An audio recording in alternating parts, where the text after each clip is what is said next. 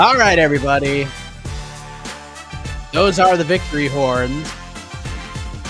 And they pale in comparison to the crowd at Accor Arena. They were on fire as expected. UFC Paris come to a close. 13 fights in the books. 11 finishes, tying a UFC event record. It all came down to the main event to see if the record could be broken. But in the end, it was a workman-like decision win, a dominant one for Nasruddin Imavov. Goes in there, kicks off this sort of two-pack challenge to determine who Khamzat Chimaev will fight next. And Nasruddin Imavov currently at this very second in the driver's seat after getting a 50-45 and a pair of 49-46s over Caio Borralho. Lots to talk about here on the post-fight show. Welcome, I am Mike Heck, and joining me to talk about all of this and much more, one and only Jed Meshew. Where is he? Hi. Go Dogs. We're currently sticking it to the vaunted college powerhouse that is Austin Peay. Undefeated Austin Peay, might I just say, as the UGA dominates them 21-6. Much like France, the nation of France dominated the Fighting Nerds 2-0. The Fighting Nerds are basically 1800s Austria. They cannot beat France. And now we have to question, is Diego Lopez going to pick up French citizenship before next week? Because if so, I'm making an underdog bet on that man heading into the Jean Silva fight. Would not be a bad move. Maybe put Nasruddin Imavov's manager in the corner of Diego Lopez, get Carlos Prates all fired up in the crowd, do things of that nature. A little gamesmanship. I like this. I like this Honest idea. to God, fighters aren't fun enough. Like, they're just not funny or cool enough. If I've never been a big Diego Lopez guy, if Diego Lopez comes rocking the French flag next week, I'll bet the house on him. I'll call my bookie and be like, hey, bro, everything you got, give me a line of credit. This guy rules. Misfits Boxing would definitely do something like that. It's just not something that it just resonates with the UFC roster. But Jed, this is an event that had let me be the minister of fun. Somebody hire me to just sit in the office and be like, all right, this is happening. UFC, talk to Diego Lopez. Let's make a joke out of this. We can have so much fun in this sport, and they don't ever do it. Dress up like fucking Napoleon. If Diego Lopez comes in full Napoleon, hand in the shirt regalia, I will get his name tattooed on my body somewhere. It would rule. He'll never do it, but it would be awesome. And he'll be the climb bet? I mean, the climb bet will go in before I ever see that man on fight week, but I'll do something. Just come dressed as Napoleon for the face-offs. It'd be unbelievable.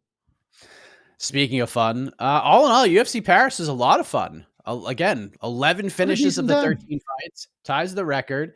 The finish streak capped off by Benoit Saint Denis, just cranking the old face of Mauricio Ruffy. We'll talk about that in a second. Nasruddin Imavov gets a big win. But I'm curious, Jed, just right now we're 15, 18 minutes removed from this card. What's your biggest takeaway? What's the first thing that pops in your mind as far as your takeaways from UFC Paris? Oh, that's easy. And this is perhaps mean-spirited takeaway. I don't know, but it is true. Honest to God, the first thing I thought, I slacked this, I've tweeted this. As I was watching that main event, the biggest fight, I was like, all right, RDR versus Fluffy, that's a title eliminator. That's just stone cold. Like you said in the intro, in the driver's seat, technically you're correct because he does have a win. I think that there's simply not a world where the winner of RDR Fluffy is not the next or the first challenger for Khamzat Chimaev's middleweight belt. That is no reflection on Nasruddin Imavov's win because that is a great performance. One of his best performances against a very tough guy, made Borralho look terrible at times in there. There's no critique of the performance, but we are not Dana White or Mick Maynard or Sean Shelby. And part of, I listened to the preview show, y'all were out there talking, and justifiably so, about how Caio Borralho had to go through Contender Series twice because he, didn't catch their eye the first time, despite a consummate, great, dominant performance, frankly, like we just saw from Imavov. That was part of the narrative into this fight. They did the whole video package with Kaio about that because the UFC doesn't give two toots about, professional workman-like great performances. This was stated very clearly by Dana White. Winner's going to be one of the winners of these two fights. Dazzle me. And as great as that performance was, there's just not a world where the fluffy RDR fight, in weird and cool, however it goes, it's going to be way more fun than what happened tonight. And the winner of that fight will be fighting Khamzat Chimaev next year. Yeah, I mean, you nailed it. That's exactly my takeaway. And I kind of felt that way heading into the fourth round, unless like Imavov somehow got a finish, but certainly heading into round 5, I was already like, well, you got to feel real good if you're Fluffy and RDR right now, because the pressure is off of you right at this point. You just got to go out there and just not have a terrible fight. It just can't be like a bad fight where Dana goes to the presser and says like, yeah, not a barn burner, but with those two dudes, it's like it's just impossible. And I'm sure one way or the other, there's probably going to be a finish in that fight. One way, it doesn't matter who, and it's going to be just absolute warfare. And Imavov, to his credit, he couldn't lose this fight. Like he just couldn't, because his road back to being in this position where he's potentially a win away from a title fight, it's a long road considering the names that are in this division. And credit to him, he's the man on deck. So worst case scenario, he might have to win one more, but he might just get the winner of Khamzat versus the RDR Fluffy winner. So he's in a terrific position, a way better position than Caio Borralho is in, because now he has to start all over again and work his way back up, and that's going to take a while. So I assume Nasruddin Imavov would much rather be in the position he's in than the position that Caio is in. Not just because he got a win, but again, that is just a long, hefty road back. That's a lot of work that needs to be done to get back in that position. So much needed win for Nasruddin Imavov, and doing it, almost getting a shutout at the same time. It's huge. May not get him a title shot, but it's huge. It'll get him a title shot. It just won't get him the next one. He will be the backup fighter is what will happen, right? Like he'll be the backup fighter for Khamzat versus RDR or Fluffy. And then he doesn't have to fight again for one. That is not what I am saying. I don't think he will have to fight again. This is line him up, knock him down, right? But we all knew the score. There's no surprise to this. There are two fights. Whoever's the most appealing after it is going to get it. And there's no world in which the Fluffy RDR fight, the winner does not put on a more fun, generically speaking, performance than that. The only thing, if I'm Nasruddin Imavov, again, I'm happy with my performance. I'm waiting my turn. I may have to wait a full year, but that's fine. I can wait that full year. I am watching the Fluffy RDR fight, and I am hoping for either it's such a chaotic war that the dude's just injured. Whoever comes out of it winning is going to need to take some time, and okay, I'm next up then. Or we get some silliness, because there's no way, again, there's just no outcome where the fight isn't more fun than the fight we just saw. But there is an outcome where the fight's more fun, but like we get some wonky judging, and then Imavov maybe slots in there. But if I'm him, I'm just like, hey, it doesn't matter. I won that fight. I won that fight convincingly. My next fight is for the belt. If I have to wait a year, that's okay. I'll, be backup fighter if need be. And hopefully RDR and Fluffy do such damage to each other that they can't return on the timeline that Khamzat is going to be on. And so, next January, February, me and Khamzat Chimaev are doing the damn thing. You and I were kind of in the same boat, especially coming off of UFC 319. While it may not be the most thrilling title run, it's got to be, this guy, Khamzat Chimaev, might just reign over this division for a really long time. Like it's going to be really tough to beat him. And then we did sort of a makeshift ranking show without our fearless leader, and we sort of ranked these 4 guys in terms of like who has the best chance of beating Khamzat Chimaev. And I think both of us had Imavov at number 4, if memory serves me correctly. Yeah. That was it. But my contention the whole time was pretty because I got asked some variation of questions like this. Like the person I will be the most interested in fighting Khamzat Chimaev next will be one of the two upcoming winners Oh, because 100%. I thought Kyle was going to win this fight. But I think I even said it on air. I was like, if he doesn't, then that means Imavov is great. And so he has done something impressive. And then that makes me more interested in it. And that's where I'm at. Like, I don't believe Kyle Borralho fought the smartest fight tonight. I don't know that it would have mattered. I don't know that he didn't fight that smart, like the way he did, because Imavov did some stuff he just wasn't prepared for. Like, there could be any number of reasons, but I left that fight thinking, yeah, I will still pick Hamzat to beat Imavov, but good defensive wrestler, really good at range management, solid footwork. Those can create troubles for Hamzat if he can't just bulldoze his way into some takedowns. I suspect he still can, but maybe he can't. And so, like, I'm again, the person I will most want to see Hamzat fight is absolutely unequivocally going to be Reiner Ritter when he beats Fluffy Hernandez, or Fluffy Hernandez when he beats Reiner Ritter. Yes. Whoever wins that is the guy I will be most interested. But Imavov is the most deserving, certainly. And I am certainly interested in him fighting Hamzat Chimaev whenever he gets his chance to do so. It just won't be next. Yeah. Imavov is well coached. They have great game plans. The coaching in between rounds was very good. They just seem to have a read on Kyle Borralho from the jump, and it was a good win. No bonus though, as not to be surprised Mm. for Imavov or Kyle Borralho. Care to Yeah, take a that's gander? There were deeply 11. unsurprising. There were 11 finishes. There was no fight of the night. We're gonna be. I say we're gonna be doing 4 finishes for sure. 4 bonuses. Who got? Modestas Bukowski should get one because he retired a man, and that was cool. So I hope Modestas got one. He did not. Yes, no. Well, that's dumb as shit, but okay. Um, dude, that was sick. It was a buzzer beater elbow knockout that retired a fairly well liked fighter. That does absolutely deserved it. That was cool shit.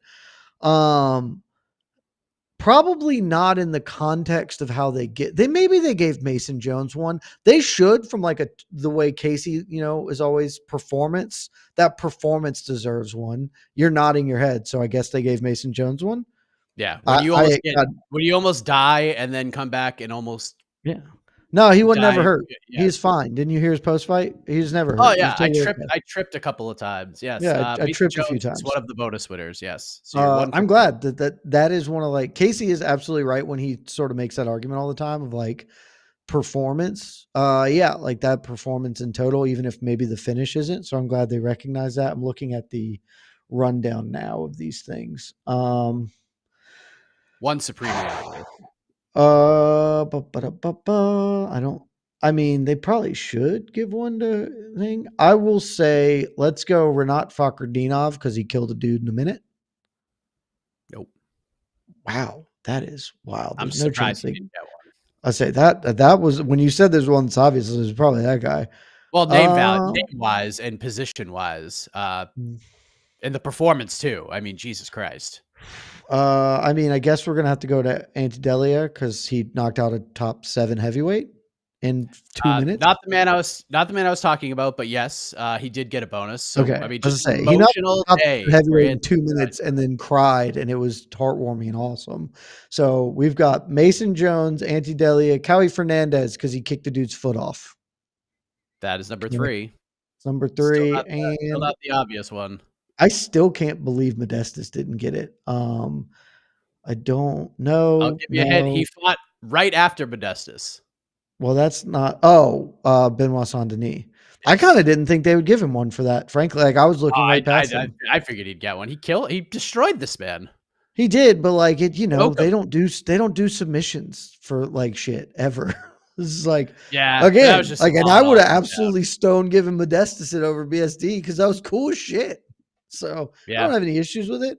And it's a terrific performance from Benoit Saint Denis. But yeah, those are all fine. No issues. Yeah. BSD, Jones, Delia, Cowie Fernandez. Yeah, Cowie Fernandez is definitely getting one. That first leg kick he landed. Poor Harry Hardwick. I don't know how it's gonna be a tough one to come back from. He had to get wheelchaired out of the octagon. That was just nasty, man. The 19th leg kick stoppage in UFC history, and Michael Bisping said this tongue in cheekly, but honest to God, it might be true. The first fighter ever wheeled out of the cage in a wheelchair, which, record breaking. No issues with any of those getting it. Just Yes. kind of weird. Modestus 1,000,000,000% deserved it. I mean, this kind of goes with. I mean, we'll talk about Kyle Borralho too, because I do think his road back's gonna be a really long one, and I think he got a ceiling. Like he is a good middleweight. Like he's a very good middleweight. He's gonna be. I think he's like a top 5 to 7-ish guy, and he will be there for a long time. But he's just not a guy that's gonna fight for a belt, and that is okay. There's lots of fighters who have great success and don't fight for world titles, and that's fine. Buddy, my long-standing opinion on this matter. Anybody who is upset that they were the 7th best dude in the world is a lunatic. If I'm the 7th best podcaster, shit, if I'm the 7th best MMA podcaster, that's pretty damn good. 8 billion people in the world, and I'm better than all but 6 of them. Not too shabby. Not too shabby. And then obviously Mauricio Ruffy had a tough night at the office. How do you sort of view fighting nerds right now? Because they were on top of the game. They were just running shit. They were winning so many fights. I mean, they suffered a hiccup or two along the way with some of their fighters. You still get John Silva next week. Is this just like this is just the roller coaster ride, right? Like City Kickboxing was way up, then they went down, then they went back up again. Is this sort of just a bump in the road for fighting nerds, or is this kind of who they are? Like a really good team, great personalities. They got a great gimmick, but maybe we're not going to have any world champions out of this team. And again, that's okay. It's a little bit of both, right? Because the thing is, the ride up is so much easier than being at the top of the game, right? Like they burst on the scene with 5 dudes. And when those 5 dudes are fighting the 50th best guys in the world, and you have a crop of really talented fighters, and you've brought a unique perspective or something to the game, you can rise really quickly, like they did. But then, they start fighting the best in the world, and like you can be UGA and style on Austin P, but then you got to play Tennessee, and maybe you beat Tennessee because you're still very good. But then you have to beat Alabama, and then you have to beat Texas, and you have to keep doing those at this level. And sometimes those teams are going to beat you back, right? Like sometimes Nasruddin Imavov, who's an exceptional fighter, is going to beat you. Ian Machado Gary is going to beat you. Maybe Diego Lopez comes out dressed as Napoleon and he's going to beat you. That doesn't mean that the team is a fraud or whatever. It just means that it's hard to get there. And City Kickboxing, frankly, set sort of an unrealistic precedent in the fact that they had 2 like champions rise so quickly and so directly to the top, because much more normally it's, Team Alpha Male. Like think about Team Alpha Male beating Team Alpha Male for like a decade before they finally got a dude with the belt. Like it's just really hard when all the best people in the world are fighting you, and they are all fighting in really good divisions. And so, but I will also say that this actually rings really true to something we talked about months and months ago. We did I think it was on a ranking show. We did let's talk about the fighting nerds and who's the first fighting nerd to win a belt. And I think I nailed it where I was like, I'm not sold on Mauricio Ruffy. I think Mauricio Ruffy is an incredibly fun fighter. And then I did get sold on him when he killed King Green, because that was so cool that it broke my brain. But I was like, I don't know. He's unproven. He's in the best weight class in the world. And he has huge holes in his game that need to get solved. And then he killed an old man. And I was like, never mind. That guy might be the best fighter of all time. Now the cooler heads of prevail. It's like, actually, no, he still has like huge flaws in his game that need to be worked out, but he's very talented and can go far. It's like, it's not going to be Ruffy. He's in too good a weight class and he has too many holes. It's not going to be Kyle Borralho.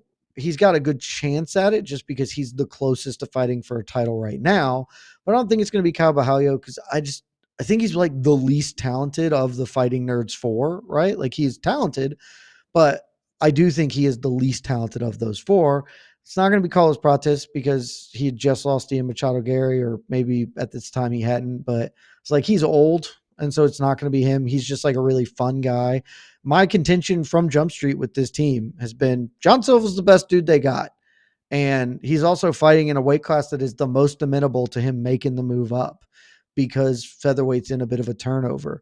And if he goes out here and he dummies Diego Lopez next weekend, which the odds suggest he's going to do, we'll talk about this next week. I think those odds are a little off. Diego Lopez getting not all the credit he deserves. But if he does it, one, we'll forget that Fighting Nerds had this tough, UFC Paris thing. And two, his next fight is absolutely for the belt. He is fighting the winner of Volkanovski, Lauren Murphy, assuming that fight is what happens in December. And so we're right back on top. And, I would pick him. If he beats Diego Lopez, I'll pick John Silva to beat Volkanovski, frankly.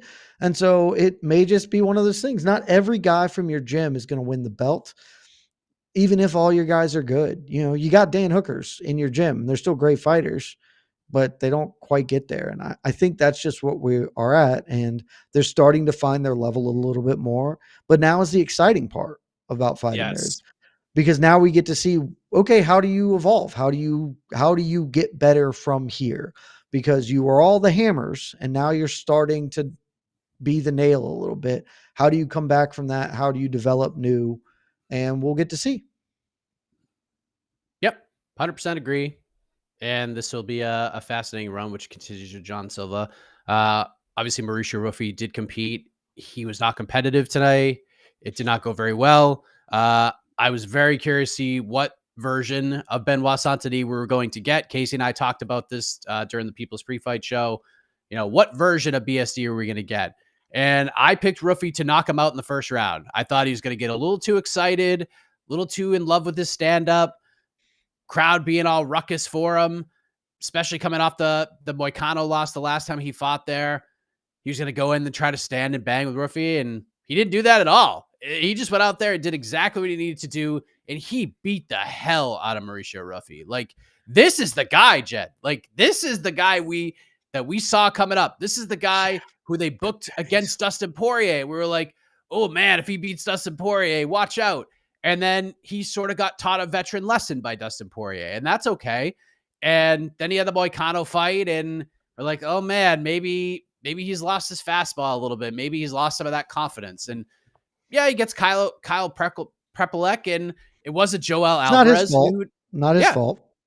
Yeah, and he went out there and he won. Like, he needed to win. If he had ended up fighting Joel Alvarez, not sure. I don't know. I don't know how that would have looked, and I don't know what his trajectory. I wanted that fight so bad. I know. Oh, I love Joel. God, I wish Joel fought ever. Wish he fought ever.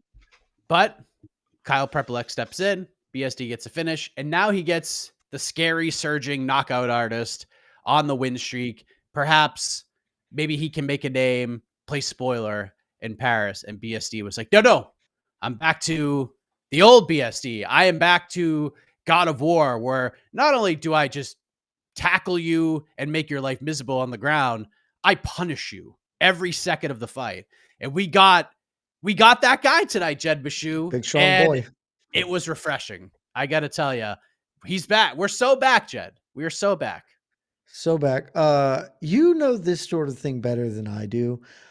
Wasn't there a thing that it came out after the Moicano fight where like he changed camps and then basically trained himself? Like he just was training in like a garage by himself for that fight as opposed to like being in an actual camp. I have that in my head for some reason. I don't know if that's true or not. Yeah, there was something like to that extent. But now he's like back with the team. But yeah, but then he went back to his team. It's like, oh yeah, maybe don't just train yourself. Now. Maybe don't just train yourself in your garage, you absolute bozo. Like, screw it, it'll be fine.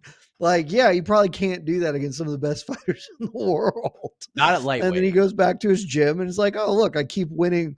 I lost to Dustin Poirier, one of the 47 best fighters to ever live, in a fight that I was also being very competitive in until I got. And again, I at that time he was 4 or 5 years into his professional career.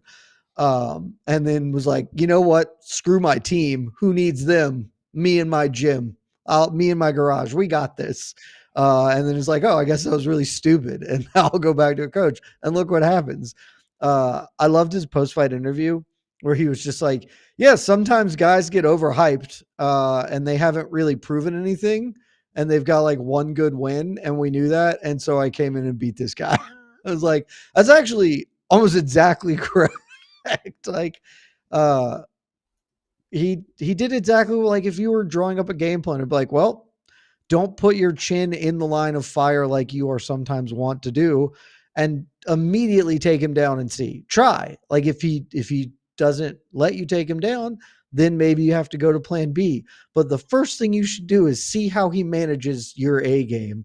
And he tested it instantly, and Ruffy did not have a good answer for it. I was like, all right, well, that's what we're going to do from here on out. And the fight ended, I mean, really mostly one-way traffic the whole way. Terrific performance from BSD. Just a big goofy bozo who I love. He is, I've said this many times before, I believe it with my whole heart. He is Justin Gaethje if instead of being he's grappler Justin Gaethje. You know, like how in the old Mortal Kombats, they palette swapped guys so they didn't have to make different characters. And be like, but you get, it's just like here. These are the same guy, but I'm going to give BSD different moves because their ethos is similar.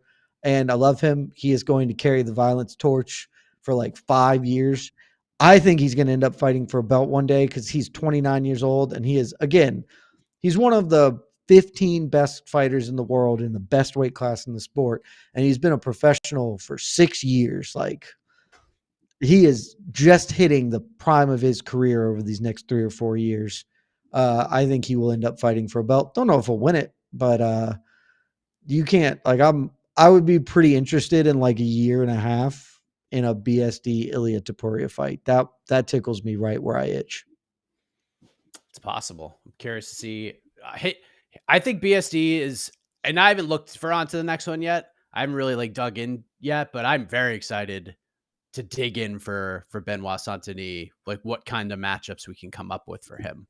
It's going to be very, very fun, very exciting, especially with some of the matchups that are coming up right now. I think he nailed his post fight in every way where he was just like, I'm ready to go again. If somebody falls out of any of these upcoming fights, if there's a top 10 dude who wants to go by the end of the year, let's rock. Like, that's exactly right. He's defended his position now, right? Like he was going to defend his position against Joel Alvarez, not his fault, accepted the short notice fight, won. And then this is a full blown, no doubt about it, defend the position. Mauricio Ruffy getting an opportunity to advance. And he's like, nah, I've held the gates. Now he gets a chance to climb back up, right? Like, I don't know who it's at, you know. Honestly, that's a lie. I know exactly who it's at. I know exactly who will be fighting next. It will be Mateusz Gamrot. Let's go. Yeah. I mean, they probably should have. I was hoping that was the fight they were going to make, so that makes a ton of sense. I wonder if they go bigger. I don't know. There's so many fights I want to see BSD in. I mean, like him and Rafael Fiziev they're going to fight each other at some point. It is going to eventually. And that could happen just because, but like Fiziev, the thing is, if Fiziev beats Oliveira, he's suddenly a top 5 dude. And then it's like, all right, well, Fiziev's probably fighting Max Holloway for like a title shot ish thing. Whereas that don't have anything to do with Gamrot. Like BSD Hooker would rule, but there's rumors about Hooker and Sarukian. I don't know if there's smoke to that fire. No. I also just straight up don't know that Hooker would take that fight. Armin, yes, he would. He'd be insane not to. No, I'm saying take the BSD. Oh, BSD fight. Yeah, I think that's fighting really far back for him. First choice, no. Yeah, I just don't know if he'd take it. I mean, if you're just trying to go full violence, fun, super fun time, it's Michael Chandler. I was gonna say, like, I wonder if they feed Chandler to BSD. I mean, that's full violence, super fun time. We would love that, but I think it's just gonna be Gamrot because, like, who else is Gamrot gonna fight? Maybe Benny, but like, it's just then you run the risk of Benny doing that. I can defend takedowns and be a really good grappler and just beat up Benoit Saint Denis on the feet, and suddenly your fun guy is lost to the old guy. So I think you just do Gamrot because he'll make that fight fun as shit. That fight will rule. Yeah. Lots of fun stuff for BSD. Good win for Modestas Bukauskas. Dude has come alive. And happy trails to Paul Craig. Mason Jones, we talked about him. He did retire, right? Paul Craig did lay him down? Paul Craig retired. Yep, he retired. Okay. Good decision. That's a great call on his part. Terrific 100%. choice. I mean, this guy gets to hold his head very high, knowing that he has stoppage wins over current light heavyweight champion Magomed Ankalaev and former light heavyweight champion Jamal Hill. It's So, truly one of the funniest things that was happening at that time of the sport. Like this guy who has lost like 6 fights in a row, it feels like, is actually he's beaten the 2 dudes fighting for the belt right now. Also, one of the most obvious, on the bad end of being one of the most obvious diving situations I've ever seen in the history of the sport with Adolfo Bellato. So, oh yeah, he's all over everything. Yes, the E60 on Paul Craig's career is going to be pretty wild. Axel You know Sola, what? Before we leave Paul Craig, here's what I want to say.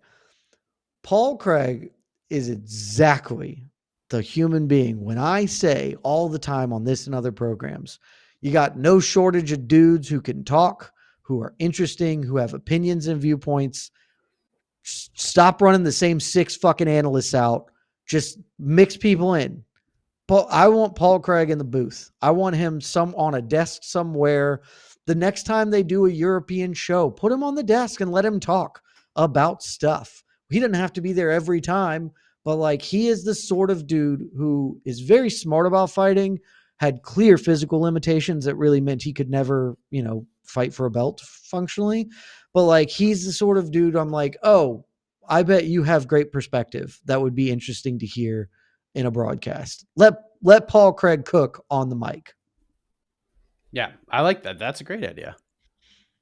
That is a terrific idea. So happy trails to Paul Craig. Axel Sola gets the TKO win over put Warship's comment up.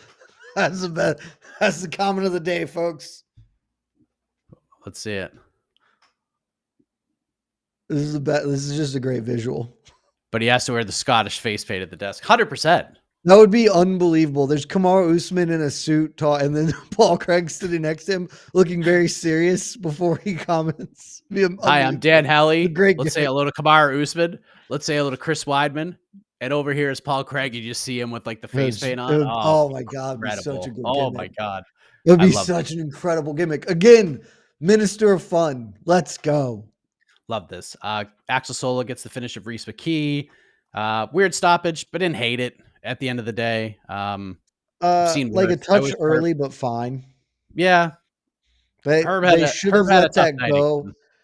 He was going to get finished because that's the thing with body shot. When you get dropped with a body shot, you don't really recover. It's just like you just slowly die. He was going to get finished, but it was early. Yeah. I mean, the body language sucked. You had to make a call. At least he made a call this time. It is an inexplicable stoppage. Yes. William Gomi and Robert Ruhala had a fight. They certainly had a fight.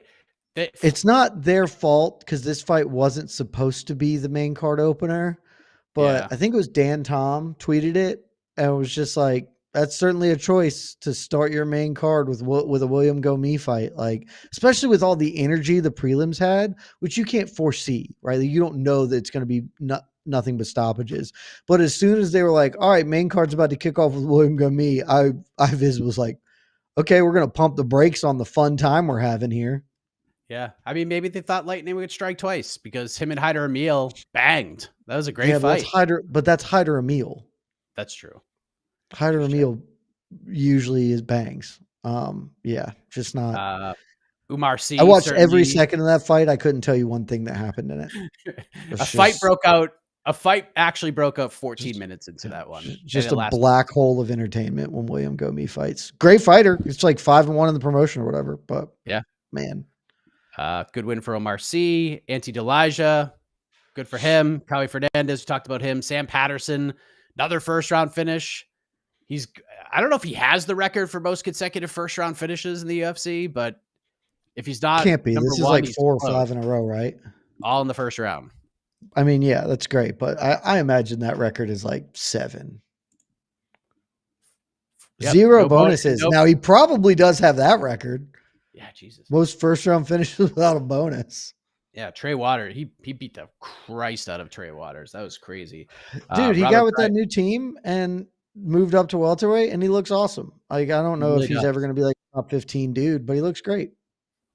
Let's see him get a little bit of a step up here, and let's He test that out. deserves it, man. He Deserves called it out for Neil sure. Magny. I don't hate it. I mean, Neil's Yeah. coming off of a win. Maybe we'll let Neil Yeah. breathe that victory in for a little while, or we Not could just bad. keep Neil on the age appropriate matchmaking train. I don't mind that either, but we shall see. Robert Brychek finishes Brad Tavares, so Brad's chance to break the middleweight wins record put on hold. We talked about Renat Fakuchinov just icing out Andreas Gustafsson. Definitely didn't see that coming. Not that we're not winning is a shocker. I definitely didn't see that fight ending in the first minute, considering the two guys who were involved here. Yeah, I did not see that outcome happening. I did place a little bit of an underdog action on Renat. Basically, I was like, why is he an underdog? um, I get it. Andreas Gustafsson was like really fun against Chaos. I like look like a total hoss against Chaos Williams or whatever. But like coming off Contender Series, I was like, this dude's old and I don't think he's good. He's just fun.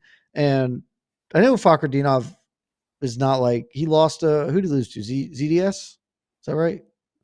Who did he lose to? Yeah. Like, okay, he's still like a really, really good fighter and shouldn't be an underdog against a guy who has one good win, right? And I didn't think it'd look like that, but credit to him. Fun Hat Gang, staying alive. The Fun Hat Yeah, Mafia. yeah, it's been quite the run, man. Ever since that one dude got blown up off the Tough finale, the Fun Hat Mafia has been cooking. Yep, beats Andreas Mikulaitis in his UFC debut. Brian beats Brian Battle, annihilates Kevin Lee. The draw with Elizu Zaleski. Again, Splitty with Nicholas Dalby, which is super those close. those are good fighters. Yeah. He's beating good fighters. The problem is, no disrespect. Chaos Williams is Chaos Williams, and Gustafsson beat him, and everyone's like, next second coming. He has scary tattoos, and he is a hoss. yeah, I think people looked at the last two fights Renat had, which are both technically wins. Yeah. But most people thought he lost the Dalby fight, and almost unanimously, yeah, everyone thought he lost the Carlos Leal fight, even though you and I on that watch party both sort of defended like it's fine. It wasn't like the biggest robbery of all time. Yeah, it's not great, but it's fine. Yeah. But it's the thing, like Carlos Leal and Nicholas Dalby are really good fighters. They're tough outs, man. It's like really like they're just really hard fights. Kevin Lee over the hill. Brian Battle, I know, the weight is a thing. Brian Battle is a terrific fighter. These are like he has fought a bunch of really good dudes in the UFC, frankly. And he shouldn't have been an underdog to a deeply unproven guy as Gustafsson. Again, never saw that outcome happening though.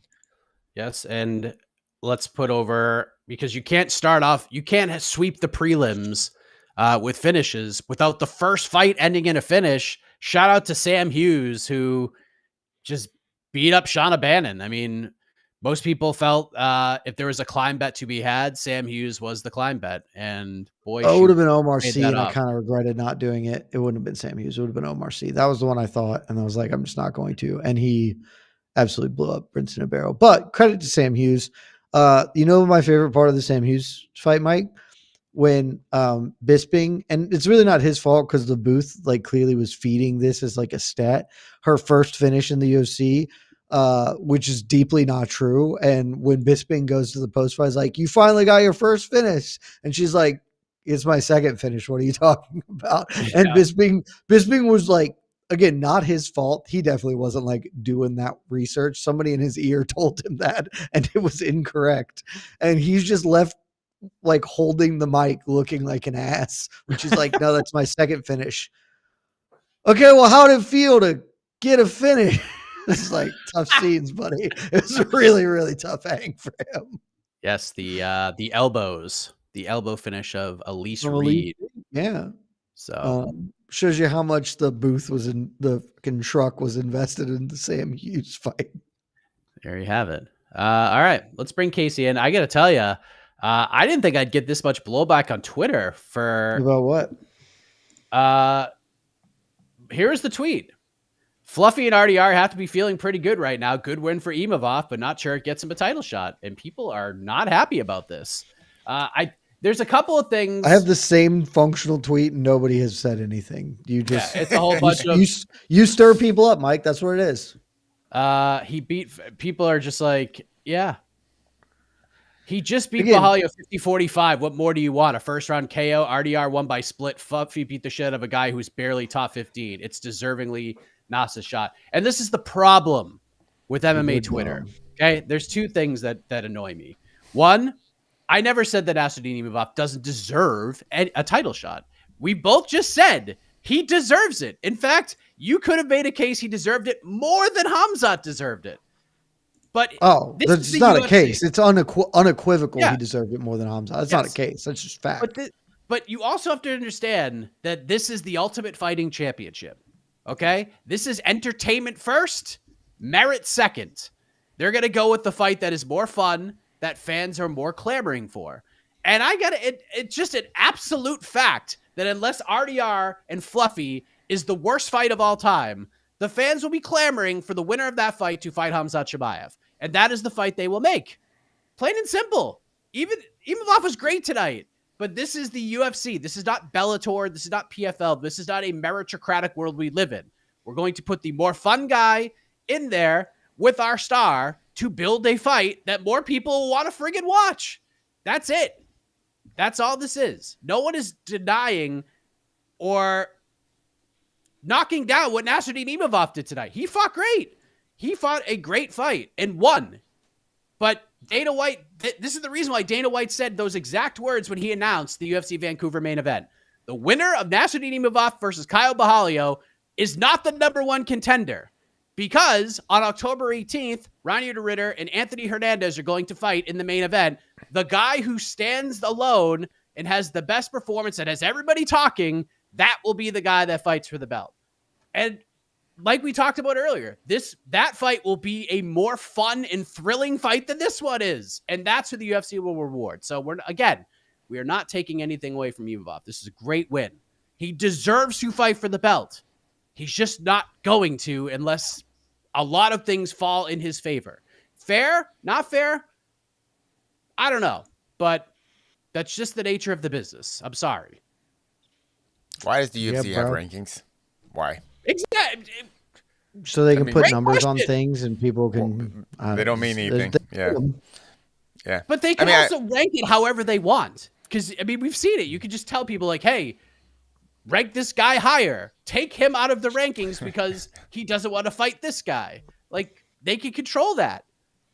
So none of that shit matters. It doesn't matter.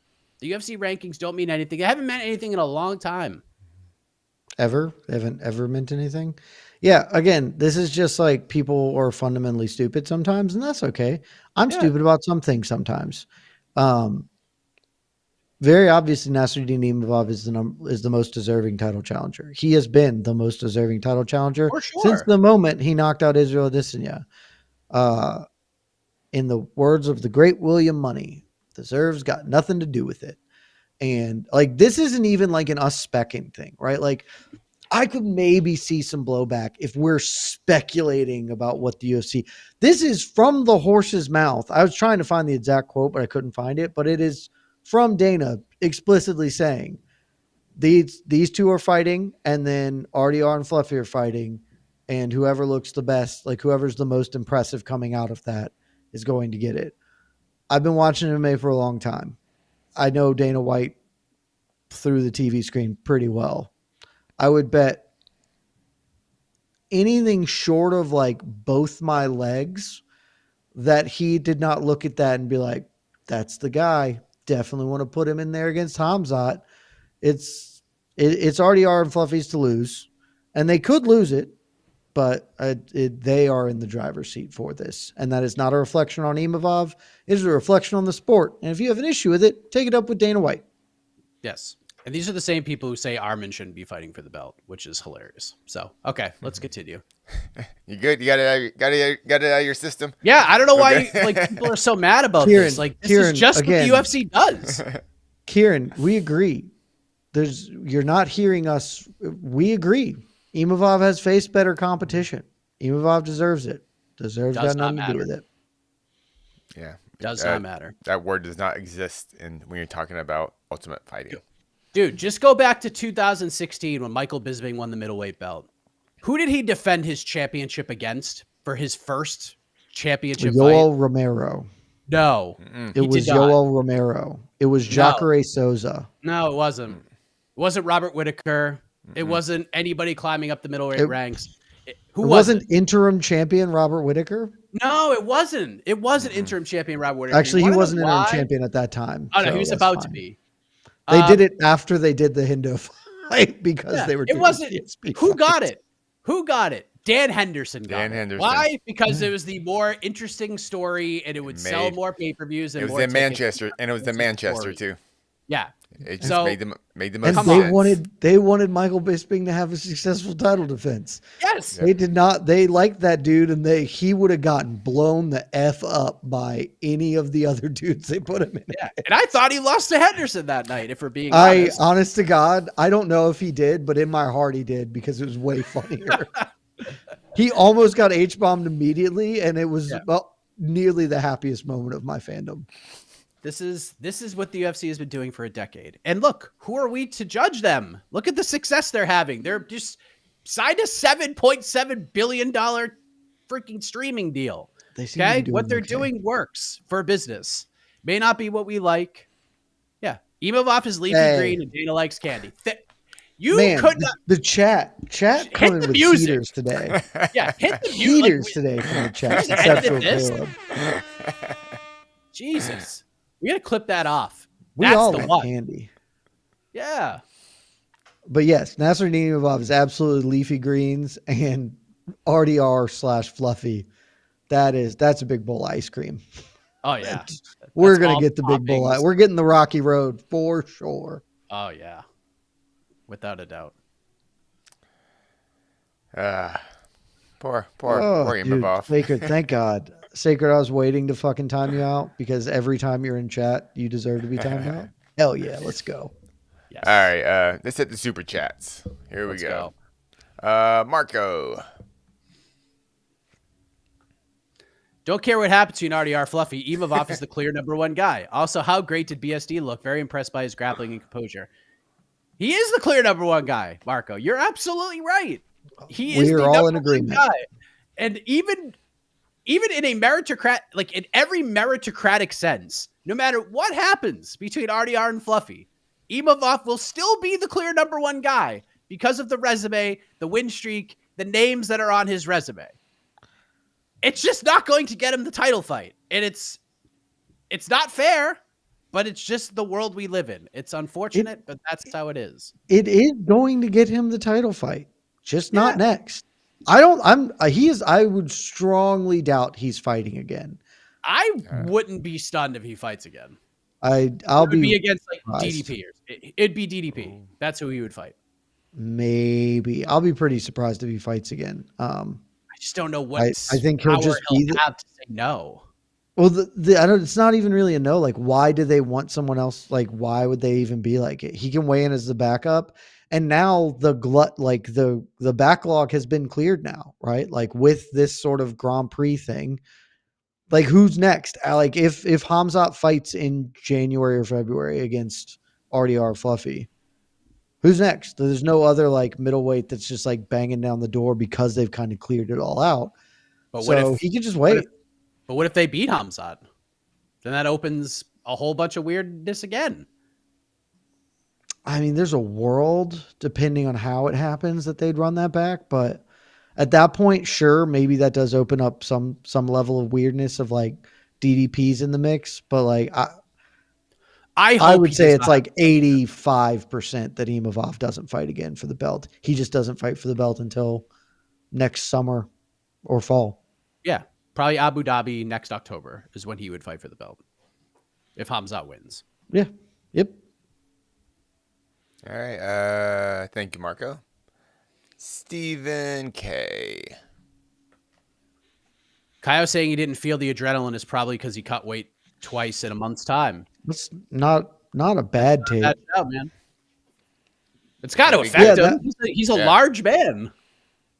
Weight I cuts heard suck. y'all talk Yeah. about that on the preview show, and I had, honest to God, had not considered it until you said it. And I was like, yeah, that it probably isn't the best that he cut weight a month ago. And then I don't know. We'll never know. I thought he looked terrible for most of the night, um, both strategically and just like it looked like he didn't have the energy.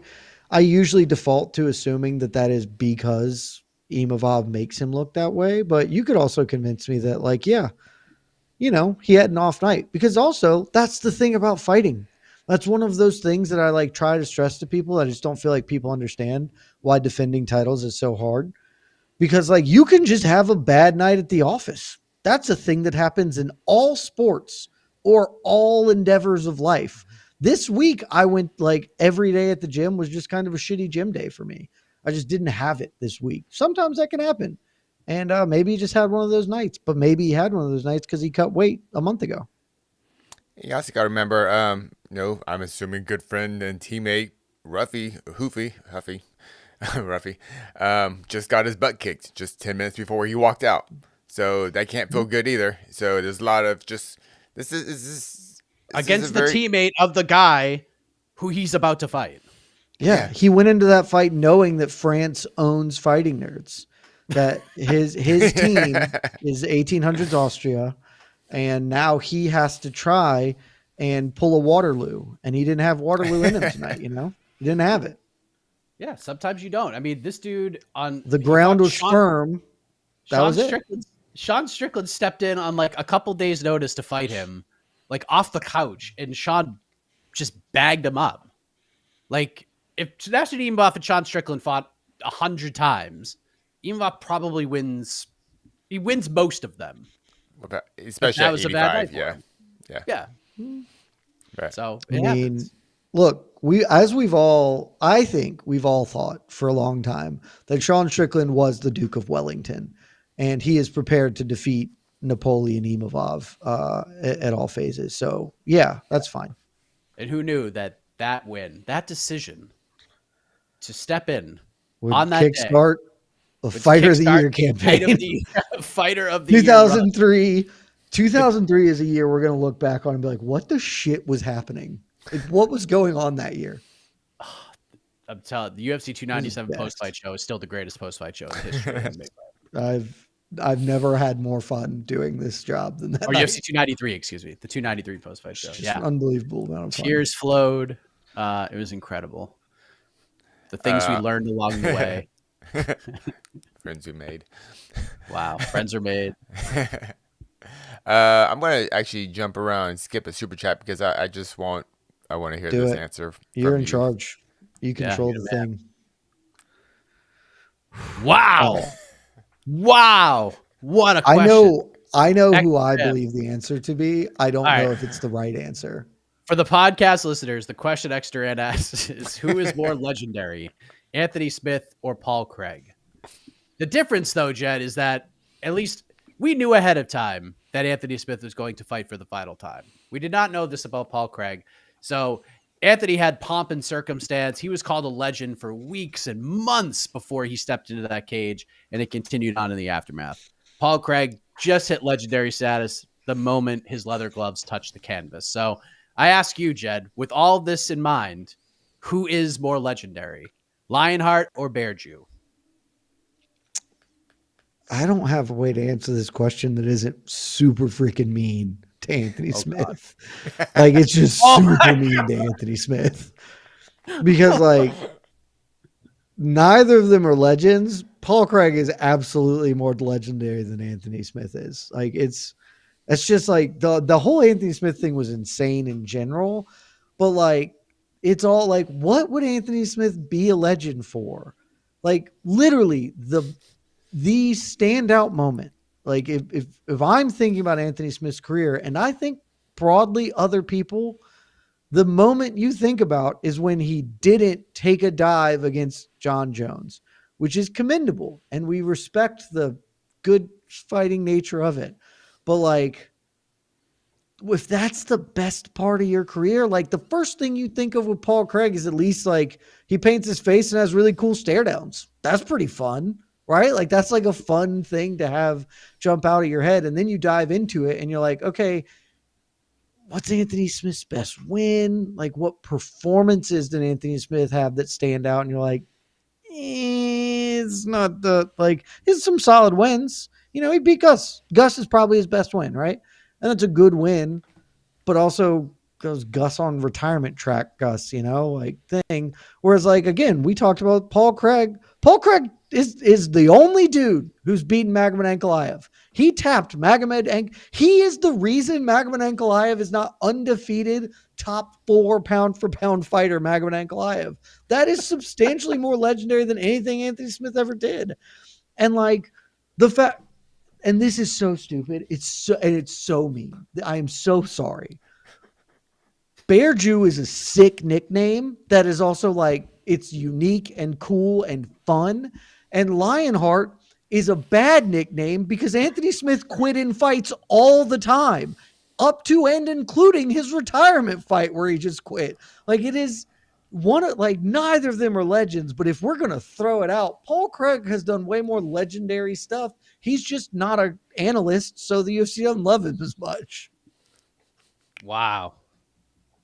Again, there's no way for me to say that without being super mean to Anthony Smith. And I'm sorry. I just have an honest perspective on his career that I don't think people have. You know, all you had to say was Paul Craig. It didn't ask why. Just who was more legendary? Paul Craig. If we had to pick, that's all we had to say. I felt bad for this question. But why? Paul Craig did stuff that people will remember. It might be stupid stuff, right? Like it's not meaningful, but neither of them have like massively meaningful careers. But insofar as they do, Paul Craig has the more meaningful shit.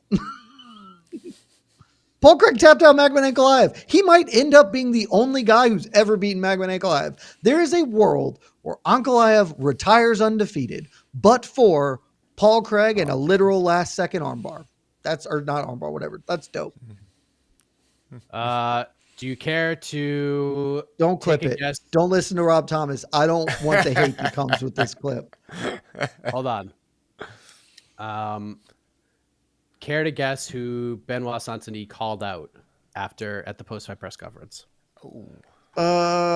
He's probably smart enough to call out Michael Chandler. He did not call him Michael Chandler. Oh, good. He shouldn't. Gamrot? Nobody tries to fight Mateusz. Yeah. What? Max Holloway. Well, I mean, I'm sorry. I'm reading somebody else's headline.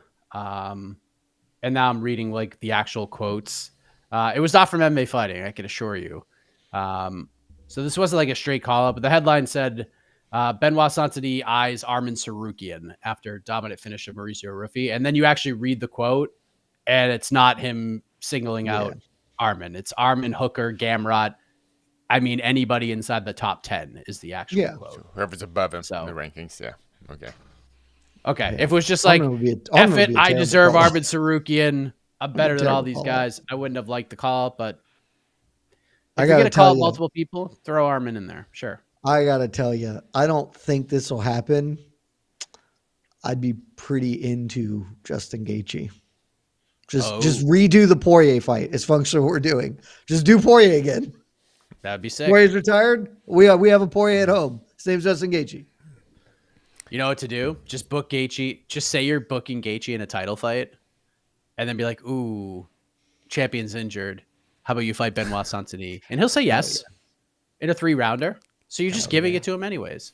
God, that would be so there you go. Fun. That would be so friggin' fun. Oh, that'd be so fun. That'd be a great. That's the one I want. I don't think it's gonna happen. If I got to choose Magic Wand, that's the one I want. Yeah, Gaethje ain't taking that fight.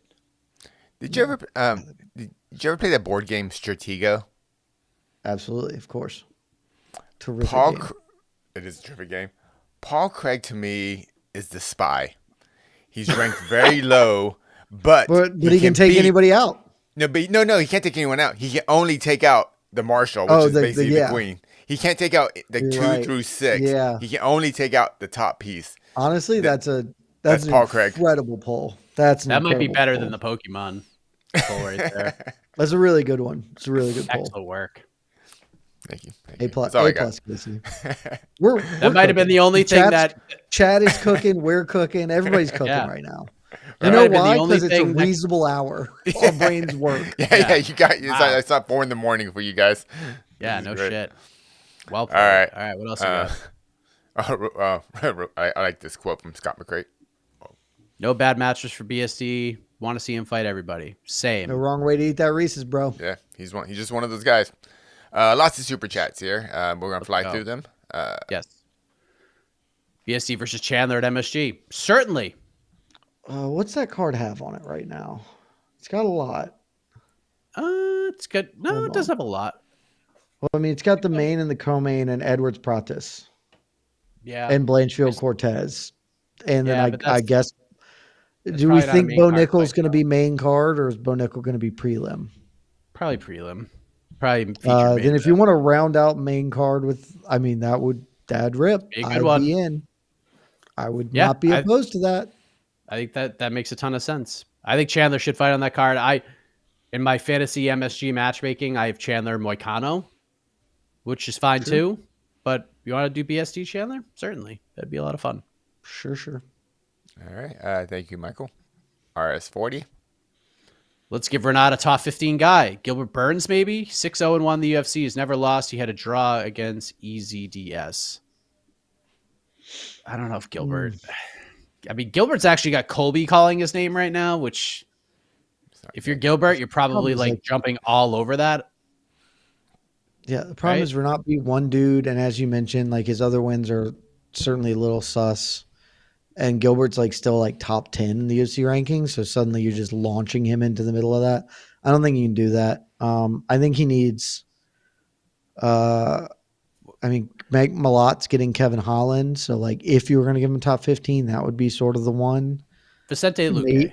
You could maybe do Danny Rodriguez, maybe Vicente that one. Luque? Luque? Sure. Yeah, I think Luque would actually be a great matchup. That's the one. Because Luque's not ranked, but like you beat Luque, you get a ranked guy. That feels right. That's a good pick. All right. Thank you, RS40. Super chat from Alexander Hurst.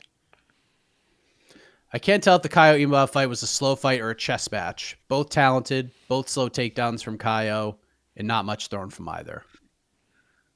Little column A, little column B. I mostly think it was slow, but I also think Imavov wanted that fight slow, and so that's a lot of why it was slow. 100%. I mean, most pundits who broke down that fight was like, if Kaio's going to win, and even his corner was saying it in between rounds, like, you got to make this thing nasty. Like, you got to dirty this thing up. If you just have like a range, plotting kickboxing match, you're not going to beat this guy. Yeah, you're just not going to. It's terrible tactics. I thought Borralho fought really, really poorly. Certainly, I do credit a lot of that just to the footwork of Imavov, but I just, for the life of me, I'll never understand why fighters back up when they're like ostensibly the grapplers in the matchup. Like when Imavov is backing you up, just don't move. If he crashes into you, you're clinching. That's good for you. And if you back up, then you're fighting on the back foot and you suck at that. So that's really bad for you. Just stand dead in the middle. And if he wants to come forward, oh, look, we're hugging now. Hooray. Like I just don't get it. It does not make sense to me. And I think all that punching and kicking when Imavov moves forward is the issue. Yeah, but when he comes, like the whole time, Borralho kept trying to get to his range and then hit step-in elbows. Just throw that elbow when he comes in. Like instead of you having to try and navigate forward at it, just hold and then grab him when he gets in every time. Like I don't. Are you surprised he didn't throw? Make any sense to me. Are you surprised he didn't throw more leg kicks tonight? That seems to be like the biggest. He started early. I don't know if like it felt like he was getting checked a little early, and maybe that just disincentivized him. And he kept kicking to the body, which I liked, but because frankly I liked it because it was his only good weapon at range. But he was simply never comfortable. I also think a lot of the leg kick stuff is he was backing up. It's really hard to throw leg kicks if you're backing up and along the fence. And Imavov was really good at backing him up. Is Borralho, is he more of a, for takedowns, is he more of a trip, like body locking trip type guy? He's not a huge actual like active wrestler takedown. in Yeah, that sense. I think He hit a actually couple kinda- really close, cool foot sweeps that didn't get there. almost. Yeah, I think foot sweeps almost. Yeah, there's a lot of Yeah. almost foot sweeps, almost. But There was one that was really nasty from like Imavov having a front headlock on him, and he popped up, and Imavov like actually stumbled and almost fell back, but there's no follow through. But how he just looked flat, man. Just did not look like a great performance from him, and you got to credit Imavov for that. thank you, Alexander. Zachary Haynes, $9.99 super chat. Imavov is late title run John Jones, nullifying striking with distance management and defensive wrestling without any of the hype. Won't get much love from the promoters, but he's a talented fighter. Yeah, he's definitely a talented fighter. He's good. The dude should be fighting for the title. He's number one ranked. He's number one ranked guy behind the champ. He should be fighting for the belt. He won't be, but he should be. This is not an accurate assessment of Imavov, but he is very talented. John Jones and Imavov do not fight in similar manners. Just John was teeps and oblique kicks to literally make the fight happen at 50 feet away from the opponent. Imavov did not really jab like a bunch. He just pressured full, like he had good forward pressuring footwork. Not really what John did either for the most part. But like the things he did that were really good. And also this, I forgot this, but this is absolutely one of the reasons that those leg kicks stopped coming. Imavov pretty early on timed counters to the leg kicks and specifically to that lead calf kick. When Borralho would throw into the lead, Imavov would come back with either a right hook or a rear hook or rear straight hand into a left hook with pop. And he's like, oh, if you're on one foot and kicking me, I'm going to throw two heaters at your dome. And that is, in fact, a thing that would make me stop kicking you. If every time I tried to kick you, you attempted to take my head off. And so, like, that was one of the reasons. He doesn't jab nearly as much as he probably could. He landed some really nice body shots in this fight. But as far as, like, trying to make the fight as little of a fight as possible, sure. The how he does that, very different from John Jones. I think the biggest similarity were the use of eye pokes. Hey, man, 2 eye pokes, 2 low blows. No points. You know, man. But boy, was he loud. It just that is last what it morning. is. It is what it is. But Mark Goddard in the 5th round, when this fight is functionally over, being like, if you do that again, this is a hard warning. If you do that one more time, especially like straight up, you know my stance. Everyone penalize everything. The first one, I don't remember the second one. I'm sure it was also bad. But I was live blogging. Eye pokes. Correct. The second eye poke. Right. But the first eye poke is like literally the textbook definition of don't can do this that they tell you, of fingers out. And like he wasn't parrying, and he was getting punched and went, yeah, like right at his ass and got him with it. Like got him in the nose. Okay, it is so clearly like you should just penalize that first offense, and they're never going to do it. And it's fine. Like the right guy won, but one guy cheated way more than the other guy cheated. Yeah. I thought there should have been a point deduction, one for the groin shot, one for the eye poke. But what are you gonna do? Well, look, and Kaio hit a groin, hit him in the low too. It was it's everybody was cheating, but just if you deduct those points, there's probably less cheating. There's definitely less because the first time you lose a point and it's substantive, you will not do this when a guy's charging at you. I still want to get my hand on some UFC, like compare the old new gloves and the old gloves, and just see the whole finger thing. Yeah, it's like I don't know, but I guess we're just over that. The sport's never going to get better because the people in charge of it simply don't care. Yeah, they do not have to, and they're not going to care. Thank you, Zachary Haynes. A couple more super chats. VP David Shaw stated, Lucien Queta hasn't been released. Do they rebook the Pitbull fight, or should he move up to lightweight? Listen, first of all, you think David Shaw is privy to any of this information? And you think David Shaw, even if Queta was released and he knew about it, that he would take that moment to break the news for the promotion? Absolutely not. They're not rebooking the Pitbull fight. That I can assure you. They're definitely not going to do that. I suspect David Shaw is not in the loop here. When those rumors happened, I did think that was weird. Like, it wouldn't be the worst idea if they cut him, but Keita's pretty dope, and they probably want to be in the Keita business. I know this is a bad look, but like, this fight came together relatively quickly. It's a first offense. It's not like the guy can't make weight. He's done it historically on the regional, like on his, the Octagon circuit or whatever. Like, this would be one of those where I would give him a pass. Be like, hey, he screwed up. This maybe wasn't optimal setup. And we don't rebook Pitbull. But that to me, that's the punishment. Because the Pitbull is, hey, your first fight in the UFC, you can immediately be a top 12 guy if you beat an older guy with a huge name behind him right out of the gate. Now it's, okay, we've signed you, but you have to fight a tough out that isn't ranked, and you're not getting the same full gas push behind him. That's, to me, how they should handle this one, I think. We'll see. All right, thank you. Yeah, I won't take Dave Shaw's word for it. I can. Yeah. Also, did y'all see Pitbull already out here trying to book multiple fights? Pitbull was like, bro, I want to fight at Rio. I'll take any of these dudes offered. And just like a whole bunch of them. There's like basically half the division, not just like ranked guys. Like, fight any of these dudes in Rio, and I'll turn around and I'll fight Arnold in December. I don't give a shit. Pitbull understands what's happening, and I respect that. That man is like, oh, I'm old. I'm not that good anymore. Or I'm certainly not as good as I used to be. If I'm going to make the run, I need to do it quick. So let's get going. Let's go. Get going. He knows ball. He will get over by fighting all the time. He's so smart. It's perfect. Cause like, yep, I just need to fight a whole bunch because I've got a year and a half of anything left in the tank, and I got to go right now. Yep. Conceptual Caleb. Thank you.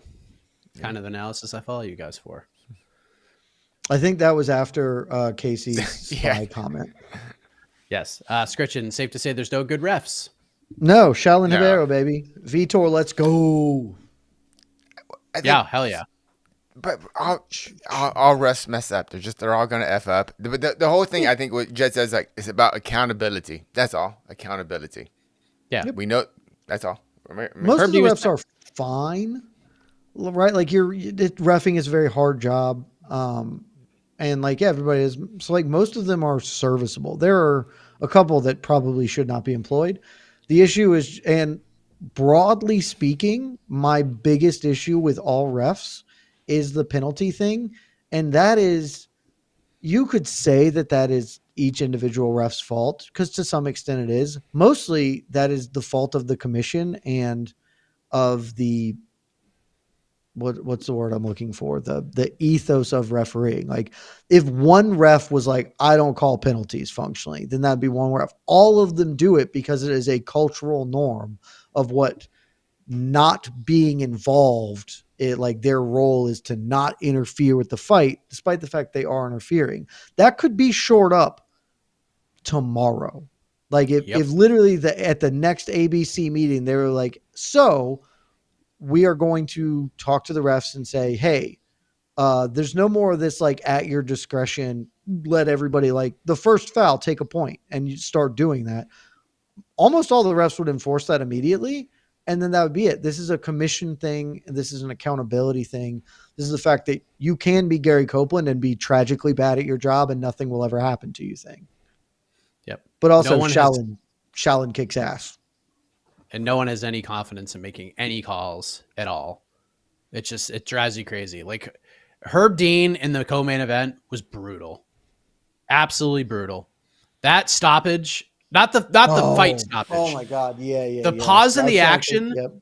The pause in the action for the groin strikes was fucking horrific. Like, if I don't mind you calling it, like, they were questionable blows, but if you're gonna make the call it. Have some balls and make the call. Hey. Like, sack up, call it. Like, don't wait 15 seconds. Like, he had a full-blown conversation with Mauricio Ruffy. And then Mauricio Ruffy and BSD are talking to each other, and then they're both talking to Herb Dean, and Herb doesn't know what the fuck to do. Hokey pokeys, left arm in, left arm out. All right, fine, I'll stop it. And then they go to the replay, and it's like, don't really know. Like, make a call. Like, have some confidence in yourself. You're the guy. When they say Herb Dean, 10,000 people cheer every time they say your name. You're the most famous referee in the world. Yes, have some confidence in yourself. Make a fucking call and stand by it. Even if it's bad, stand by it. That's it. That's why I didn't have like a huge issue with the stoppage in the Reese McKee fight. Like, fine. I mean, depending on where you're sitting, Reese grabs the leg right when the stoppage happens. Reese guts up yelling. I get it. But you made a call. You stood by it. It was not a terrible one. It's fine. But just the whole just sitting there and, oh, should I call it? Should I not call it? Should I not call it? All right, fuck it. I'll call it. Like, it's so frustrating to watch, man. Come on. Was Herb Dean, was he doing the Hardwick fight too? Yes, he did Hardwick. When Hardwick was on the ground, just... Oh my God. Yeah, I forgot about that. I totally forgot about that. I was less mad. I mostly thought that was just funny. I was like, oh, you're just mean right now, Herb. Yeah. The thing is, it was bad, but it felt bad in like a funny way where like literally Hardwick is rolling away from him and Herb's just kind of looking at him.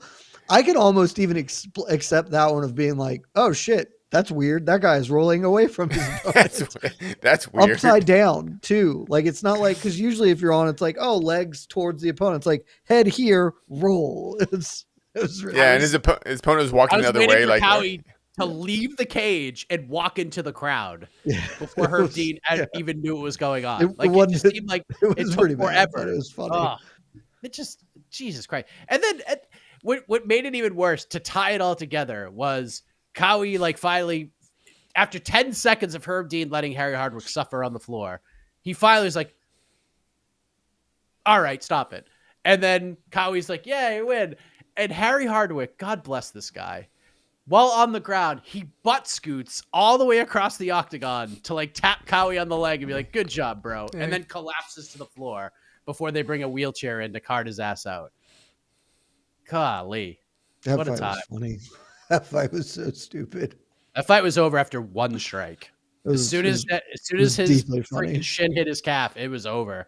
And it was just pain. Watch it. It was torture the rest of the way. But Hardwick, man, dude battled. He was throwing punches. Cowie kind of admired himself a little too much, like gave him a chance.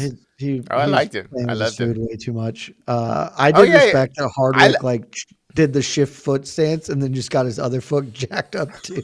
I'll switch stances. Shit! Now I can't walk on either of these legs.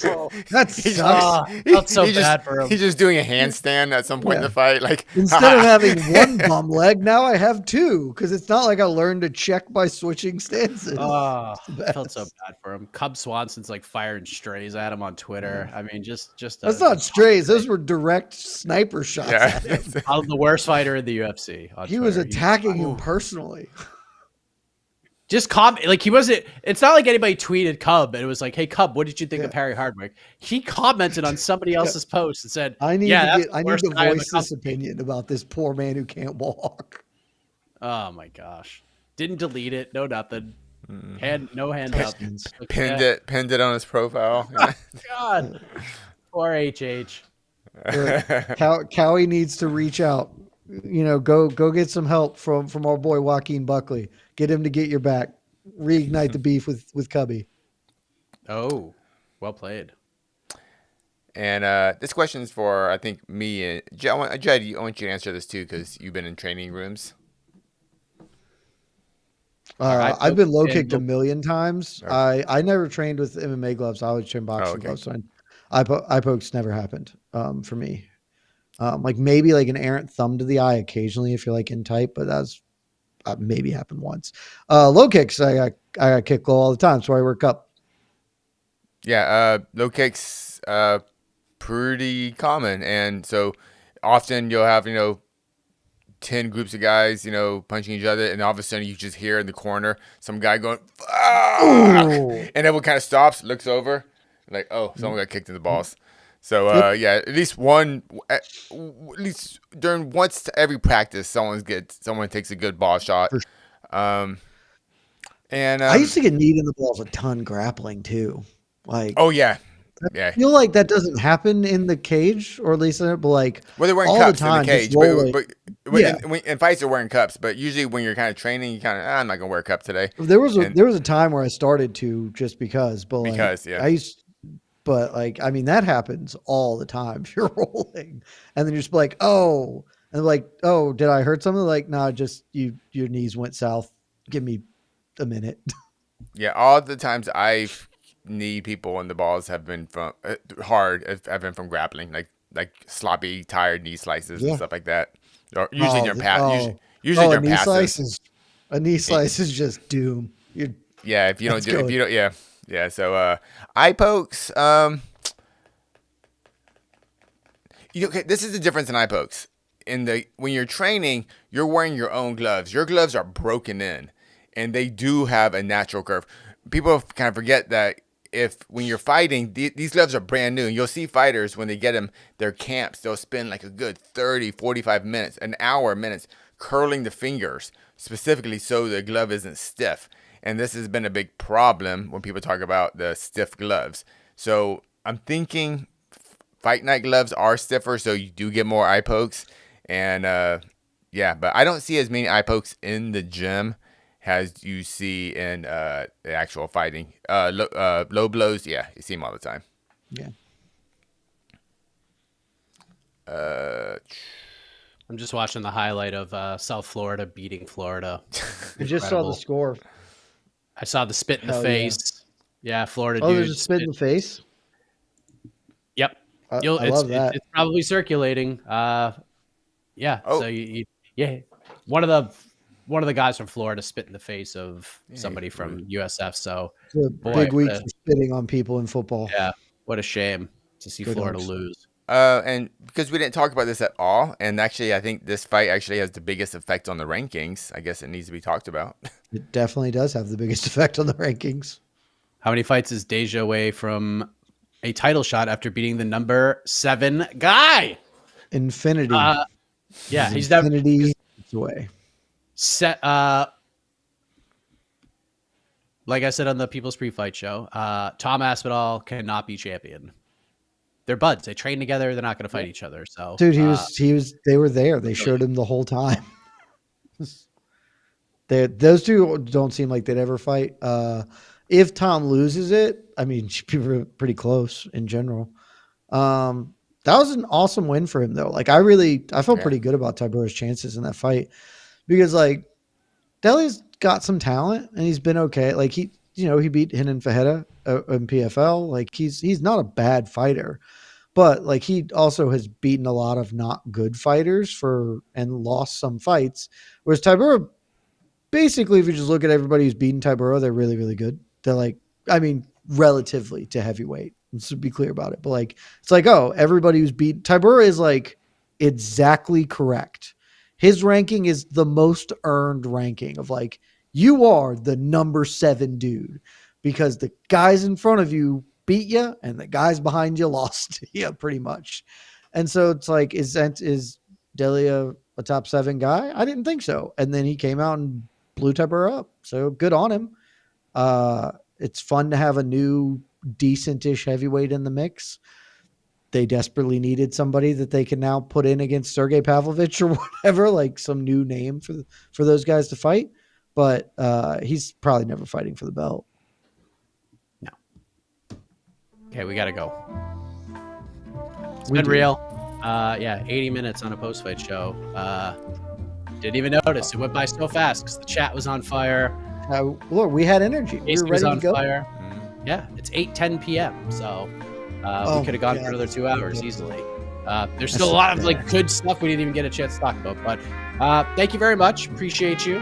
What a week it has been for the MMA Fighting crew when it comes to comparison. We're breaking out Uno references next show, but boys, Stratego and Pokemon.